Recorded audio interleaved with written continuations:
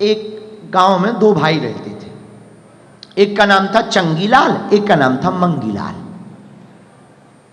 दोनों भाई बड़े अच्छे थे। पिताजी खत्म हो गए तो पिताजी ने संपत्ति के नाम पे दो वस्तुएं छोड़ी, एक कंबल, एक भैंस। भैंस जानते हो अंग्रेजी में क्या कहते हैं? बफेलो। अब जो भी हो अपनी अंग्रेजी लगा लेना, आप लोग पढ़े लिखे लोग हो, हमारी तो अंग्रेजी बहुत ऊंचे क्लास की है। हाँ, तो एक भैंस एक कंबल। अब पिताजी खत्म हो गए तो बंटवारा हुआ। अब भैंस को काट तो सकते नहीं, कंबल को फाड़ सकते नहीं, छोटा कंबल था। तो भाई ने, बड़े भाई ने बंटवारा किया, वो होशियार था। छोटा भाई सीधा साधा था। बोले सुनो, आगे का हिस्सा भैंस का तुम्हारा, पीछे का हमारा। छोटे भाई ने कहा ठीक है। कंबल दिया, दिन में कंबल तुम्हारा, रात को हमारा। छोटे भाई ने कहा ठीक है।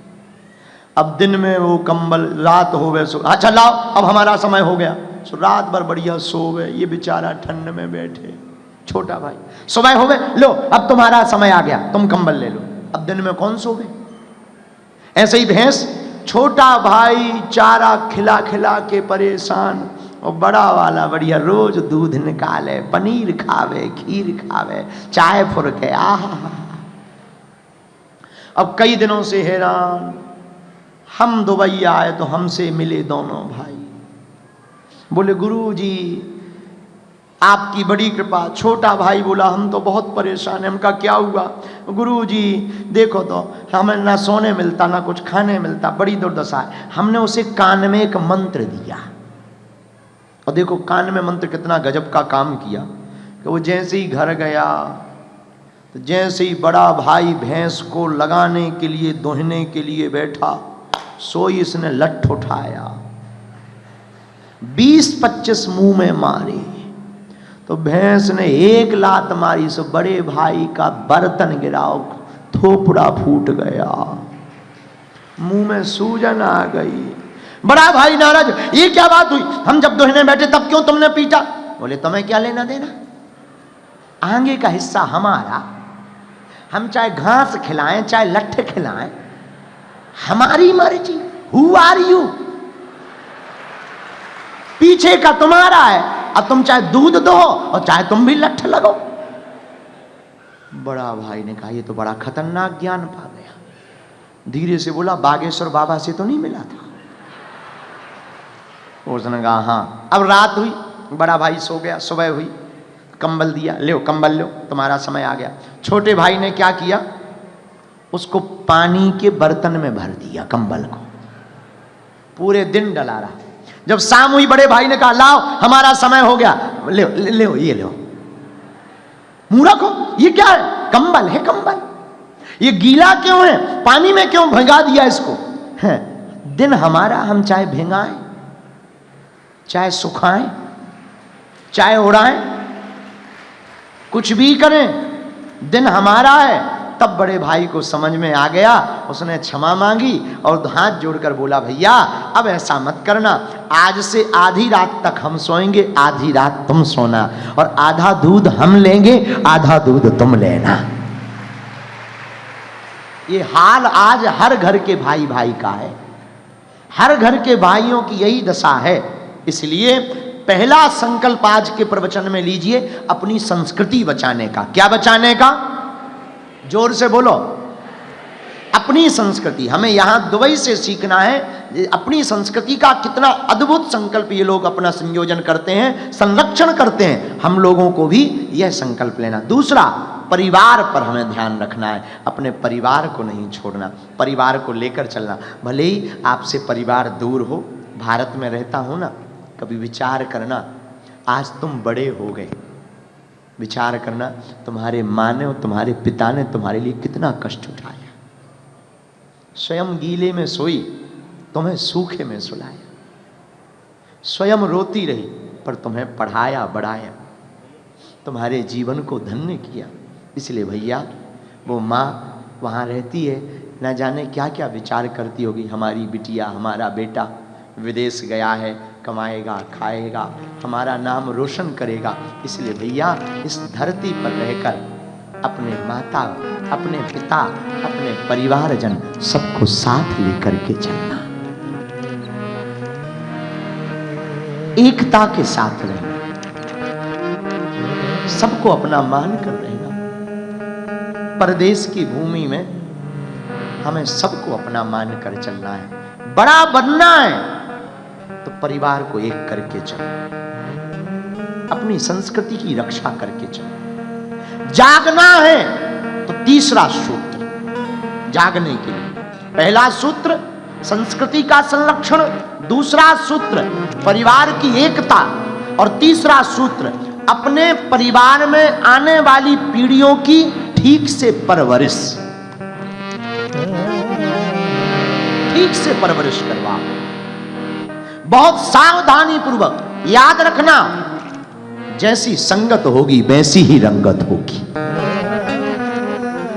हम जैसी संगत करेंगे हमारा स्वभाव वैसा ही हो जाएगा। संगत को सावधानी पूर्वक और भगवान को, प्रभु को, मालिक को धन्यवाद देना मत भूलना। उनको धन्यवाद दो, प्रभु को धन्यवाद दो, अपने मालिक को धन्यवाद दो, अपने आराध्य को धन्यवाद दो, अपने माता पिता को धन्यवाद दो। विचार करो, माता पिता ने अगर तुम्हें जन्म नहीं दिया होता तो क्या तुम इस पृथ्वी पर होते? माता पिता का सम्मान करो, मां से बढ़कर के दुनिया में कोई नहीं। बड़े खुश नसीब होते हैं जिनकी मां होती है। बहुत से लोग तरसते हैं मां के सुख के लिए, मां की छाया के लिए, और हम लोग स्टेटस के नाम पर, हम लोग अपनी लाइफ सेटलमेंट के नाम पर, हम लोग फ्यूचर ब्राइट के नाम पर अपने उस प्राचीन परंपरा को, अपनी उस छत्र छाया को, अपनी उस जननी को भूल जाते हैं। ये दुर्भाग्य है। कुछ लोग कहते हैं महाराज जी हमारी मजबूरी है। भैया कितनी भी मजबूरी हो, तुम 24 घंटा अपने लिए निकालते हो, 1 घंटा अपने परिवार के लिए निकालो। 8 घंटा तुम सोते हो, 1 घंटा परिवार के लिए, 1 घंटा अपनी संस्कृति के लिए जरूर निकालो। भैया जीवन में सब कुछ प्राप्त है तुम्हें और सब कुछ मिलेगा, पर टिकेगा तभी जब तुम्हारे ऊपर तुम्हारे माँ बाप का आशीर्वाद होगा। जब माँ बाप की छत्र छाया होगी तभी टिके। बुरा ना मानना, हम तो बहुत साधारण जगह से हैं, हम ज्यादा पढ़े लिखे नहीं, ना हमारी कोई उतनी योग्यता है, हम तो साधारण जगह से हैं, पर हमारी जो भी सामर्थ्यता है ना, इसमें पूरा का पूरा प्रसाद हमारे माँ बाप और हमारे गुरुदेव का। ये गुरु की कृपा है, माता पिता का आशीर्वाद है कि हम कुछ बोलने की सामर्थ्यता है।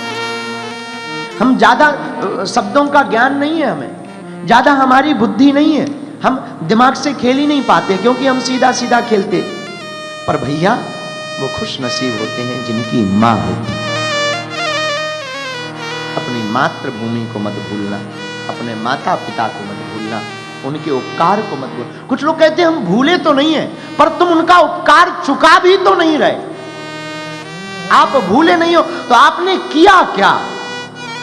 बहुत से बच्चे माता पिता से पूछते हैं कि हमारे लिए क्या किया। हम आपसे पूछते हैं कि आपने अपने माँ बाप के लिए क्या किया?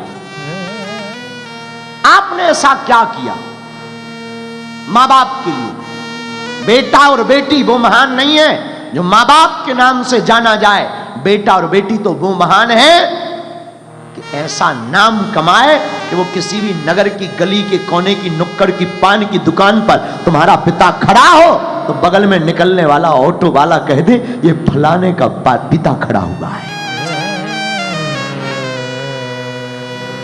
जब इस महान विचारधारा के साथ आप अपने जीवन शैली को जिएंगे तब हम गर्व के साथ कह सकेंगे आप बड़े से बड़े संकटों में भागेंगे नहीं, जागेंगे।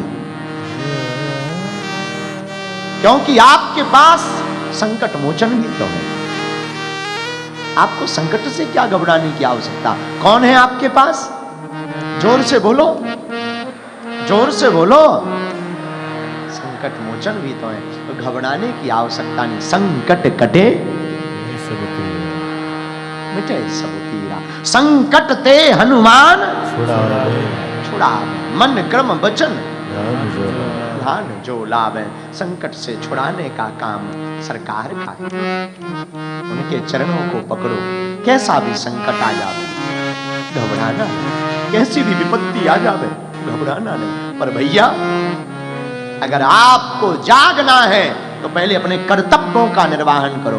आप स्टेटस और फ्यूचर ब्राइट के चक्कर में भागे जा रहे, दौड़े जा रहे, जिंदगी जिए जा रहे, पर कभी विचार कर मुड़कर देखना कि हम लोग ठीक कर रहे हैं या नहीं। इसलिए रोज सोने के पहले 5 मिनट विचार करो, आज हमने क्या अच्छा किया, क्या बुरा किया, किस पर क्रोध किया, किसको प्रेम बांटा, और क्या सुधार करना। 5 मिनट आत्म मंथन करो।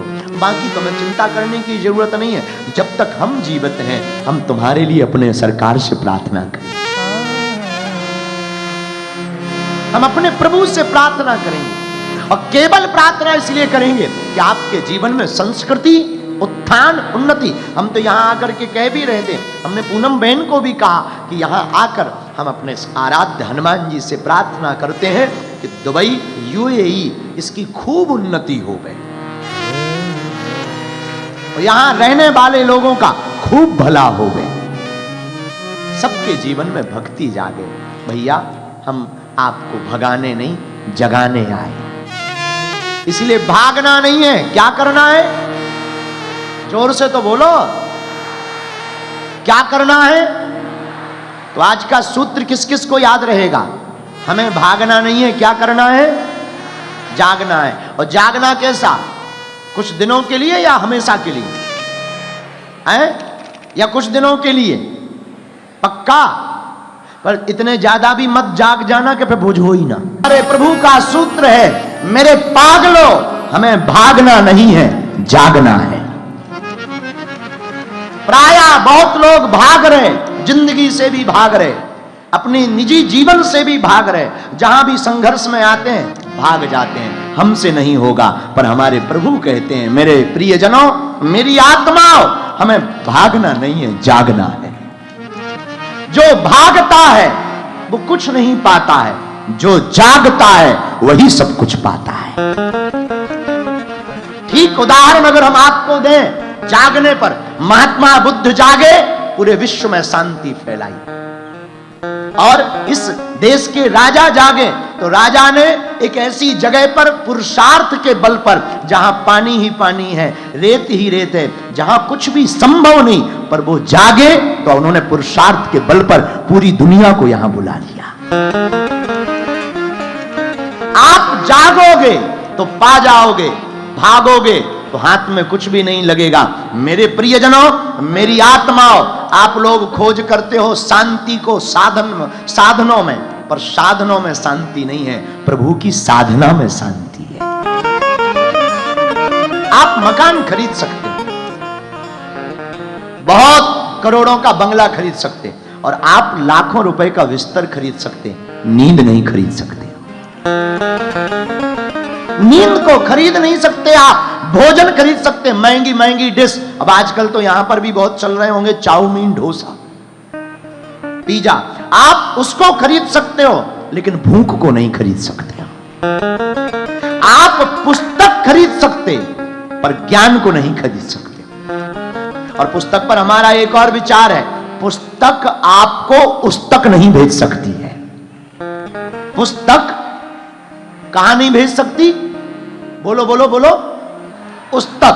पुस्तक आपको उस तक नहीं भेज सकती है। उस तक पहुंचने के लिए पुस्तक से ज्यादा जरूरी आपका जागना बहुत आवश्यक।